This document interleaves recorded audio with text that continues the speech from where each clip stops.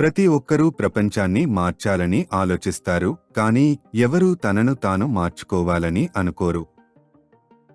అన్ని సంతోషకరమైన కుటుంబాలు ఒకేలా ఉంటాయి. ప్రతి సంతోషంగా లేని కుటుంబం దాని స్వంత మార్గంలో సంతోషంగా ఉంటుంది. మీరు పరిపూర్ణత కోసం చూస్తున్నట్లయితే మీరు ఎప్పటికీ సంతృప్తి చెందలేరు. మీరు ఎవరినైనా ప్రేమిస్తున్నప్పుడు మీరు ఆ వ్యక్తిని ఎలా ఉండాలనుకుంటున్నారో అలా కాకుండా ప్రేమిస్తారు.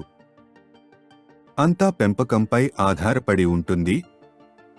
నువ్వు ఆనందంగా ఉండాలనుకుంటే అలాగే కానివ్వు. ఎక్కువ మంది అన్నంత మాత్రాన తప్పు తప్పుగా నిలిచిపోదు. 2 అత్యంత శక్తివంతమైన ఆయుధాలు సహనం మరియు సమయం. చెడుగా ఉండండి, కానీ కనీసం అబద్ధాల కోరు మోసగాడుగా ఉండకండి. సరళత, మంచితనం, సత్యం లేని చోట గొప్పతనం ఉండదు. ఏదైనా ఎవరికీ తెలియని విధంగా బాగా చేయడం చాలా మంచిది. ఆనందం బాహ్య విషయాలపై ఆధారపడి ఉండదు, కానీ మనం వాటిని చూసే విధానంపై ఆధారపడి ఉంటుంది. ఒక వ్యక్తి నైతికంగా బాధపడినప్పుడు ఎలా బాగుపడగలడు? యుద్ధంలో విజయం సాధించాలని దృఢంగా సంకల్పించుకున్న వ్యక్తి గెలుస్తాడు. ప్రభుత్వం అనేది మనందరిపై హింస చేసే పురుషుల సంఘం. చర్చలు నిజాన్ని బయటపెట్టడం కంటే దాచిపెడతాయి. సత్యం ఏకాంతంలో వెల్లడవుతుంది.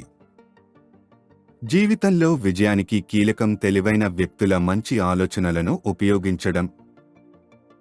మనం ఓడిపోయామని చెప్పుకోవడం వల్ల ఓడిపోయాం. చెప్పని విషయాల నుండి చాలా అసంతృప్తి వస్తుంది. విసుగు, కోరికల కోరిక. భార్యతో ఇబ్బంది ఉంది, కానీ భార్య కాని స్త్రీ మరింత ఘోరంగా ఉంటుంది. ఒకసారి మనం అలవాటు పడిన మార్గాలను వదిలివేస్తే అన్నీ పోగొట్టుకున్నాయని అనుకుంటాము, కానీ అప్పుడు మాత్రమే కొత్త మరియు మంచి ప్రారంభమవుతుంది.